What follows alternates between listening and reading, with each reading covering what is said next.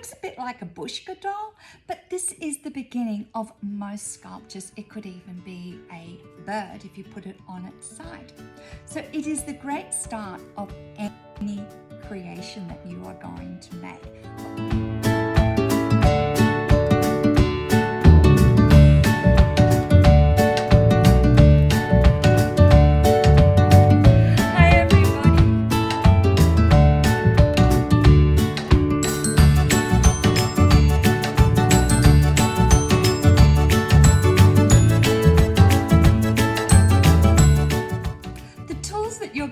Today to make this little fella. You're going to need your knife to cut your clay. You're going to need skewer today. This is a chopstick and this is the skewer. They're great for making holes. The other thing that works really well is this ribbon tool. So it's got the round little edge. If you don't have a ribbon tool, and a lot of people don't, you can use a teaspoon and they're going to help make the wings on this fella. The other thing that most people don't have is a rubber kidney. They are really good. They're very, very flexible. If you don't have that, you can use an old plastic card and they are also quite flexible and they're going to be very handy for smoothing out today. The other thing that you will need, of course, is our clay. So I've got my basic earthenware hand building clay from Clayworks today. So you can choose any clay you like and we'll see you soon. Bye. Welcome back and we're ready to start. Today we're going to make a pinch pot. We're actually going to make two pinch pots. It's hard to say. So if you know how to make a pinch pot and you've been with me before, fast forward. Those of you who don't know how to make a pinch pot, just follow on. So the clay that we're going to need today is, I've got roughly around about 1 kilo and we're going to break that in half. And it's not going to be quite half, that's a lot of clay. So I'm going to do roughly 3 pieces. So that's 1 piece and I'm just twisting it. I could use a knife to cut or a wedging wire, but I find twisting can be really easy instead of moving around. Anyway, I've got 2 pieces roughly the same size. This is going to be for later on, so I'll just pop it back. So to make a pinch pot, we've got this piece of clay. It's roughly square. So what I'm going to do is I'm going to tap the corners into a round shape and I'm going to use my hand and just gently tap the corners. So you can see how they're already rounding off. Never fold the clay. You do need to use your hands and just gently tap. So we just keep on tapping.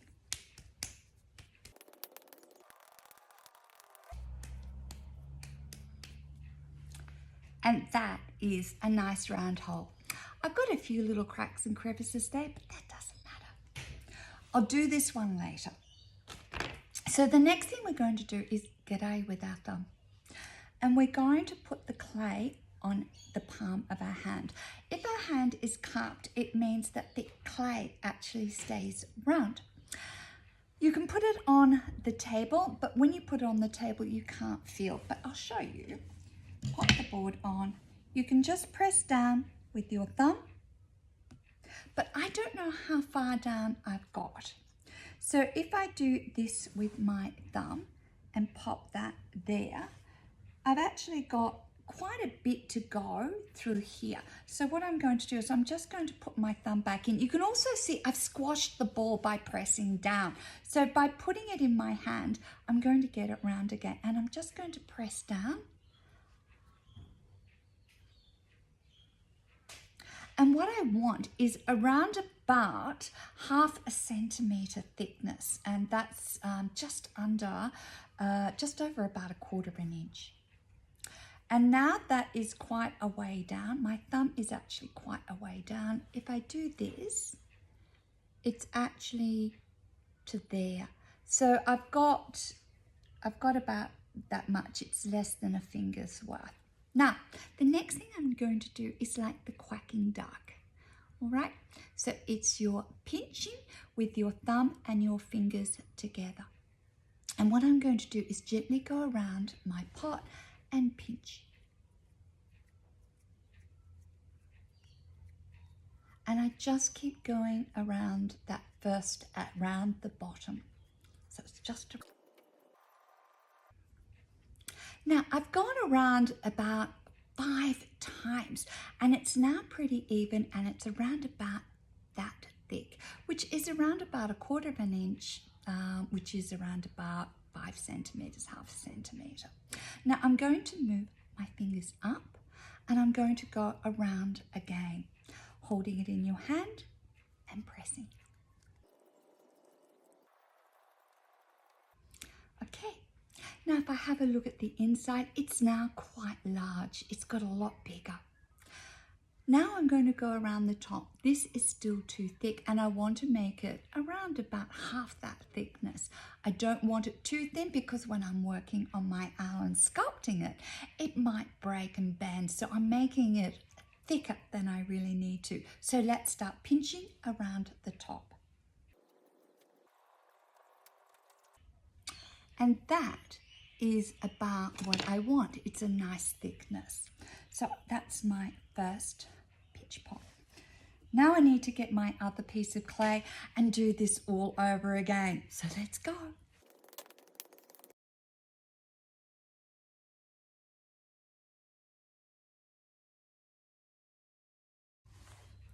And we have a second one.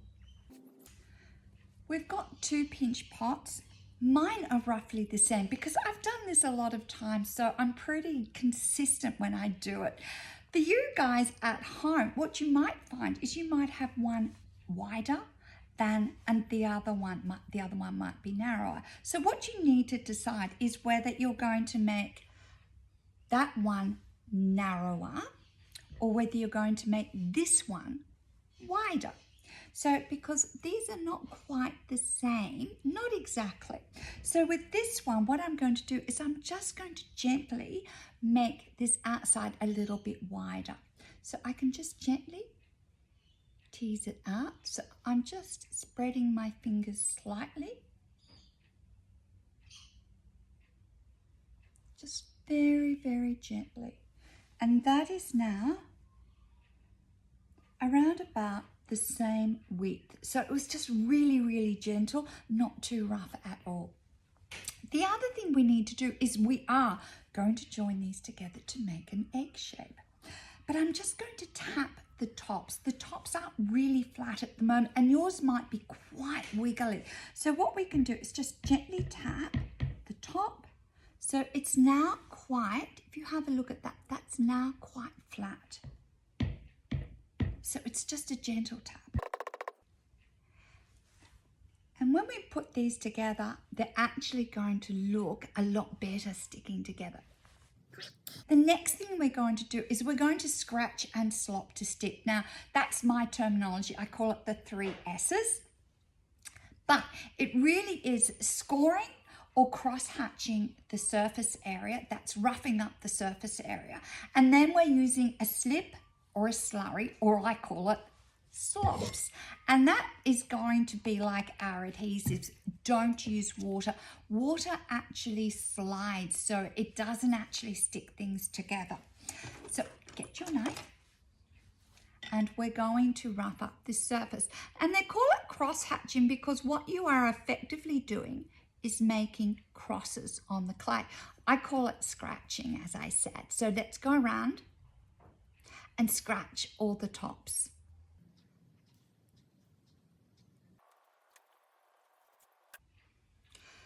We now have really good scratching. You can see it. It's very, very obvious. Now for the slops. Now for the slops. And when we put the slops on, we just dab it on. It's like a tap. Don't smooth it on. Otherwise you smooth all your cross-hatching out. And that's going to stop the clay from gripping together. So dab it on. And only one side needs it. So now that we've got the 2, we can join them together. Thing is, if you're working with little children or you're a little bit rough, You can pop newspaper inside these and fill them up, and that will stop them from collapsing. But because we want to cut it out and get inside and do all our smoothing and make our holes, we have to then pull out all the newspaper. But for little children, that might be a really good option to fill it with newspaper first. But for us biggies who are going to be very gentle with our hands, we're not going to worry. So now we're going to join these together. Place them on top, and now I'm going to do a little gentle wiggle. And when I do this, you can see the slip coming out. And it's actually joining together. Now I can hold it, and that hasn't fallen apart. It's actually quite well stuck. So we've got the start of our egg, but you can see the seam. We need to smooth that seam back. I can use my thumb or my finger and smooth it.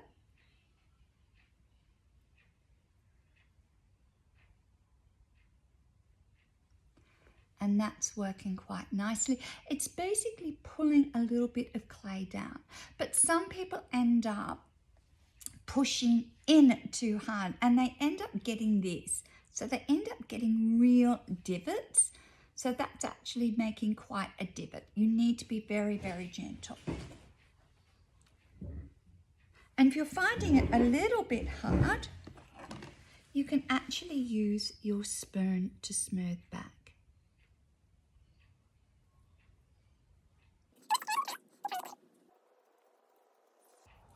Now at the moment, that doesn't look very smooth at all.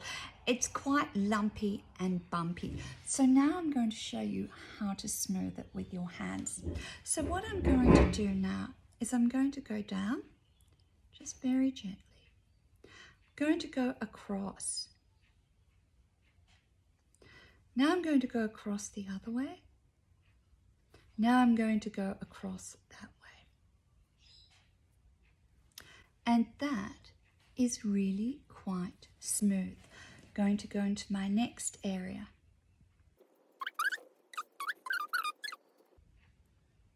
And smooth it again. I could use my kidney.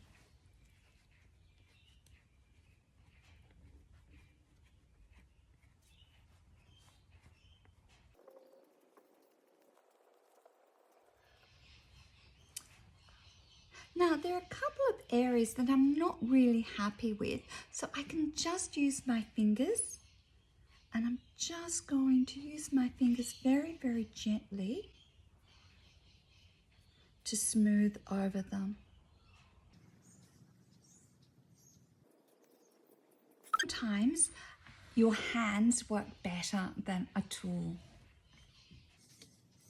Now I have a nice round egg. And he is the start of my owl. I need the head for my owl. I've got the body, so I need to make the head. This is the leftover clay that I had. And I'm going to take off a little piece to make another ball. So it's going to be another pinch pot. Ready to go? Make it into a round ball.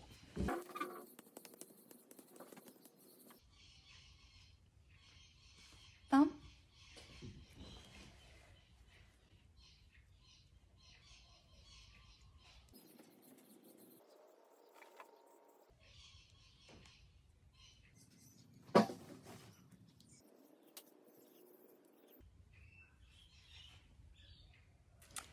This is the head. I need to attach this on so it's scratch and slop to stick.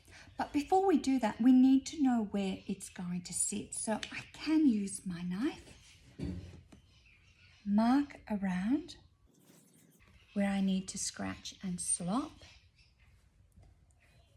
and then do my scratching. And we're going to do this one also. Slops, dab it on. And now we're going to stick.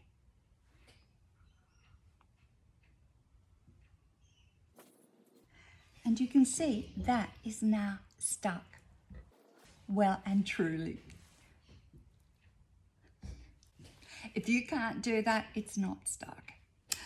Now, when I look at these two, I have this with a lovely, smooth, nice, gentle, smooth area.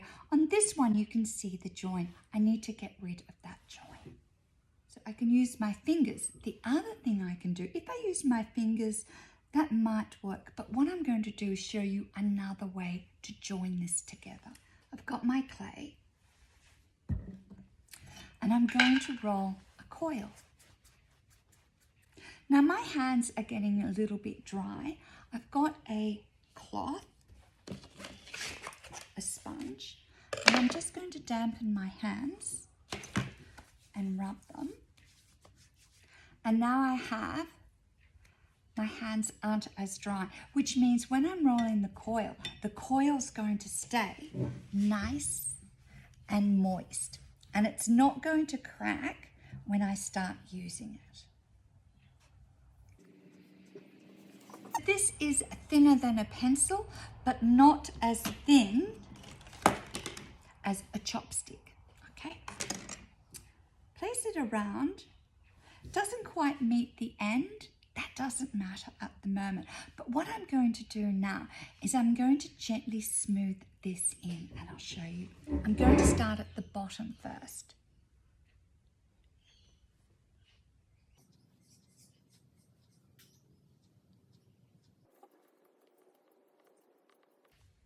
So the bottom is almost smooth. Now I'm going to smooth around it so you can see that we're now got this lovely, gentle joint. Also, there's an airlock in here with the clay. So because we've actually sealed everything, we can be quite vigorous when we're working on this, and we're not going to get the clay collapsing because there is air inside to help keep it in shape. Now I can seal the other area. So there we go. Now I'm going to smooth the top.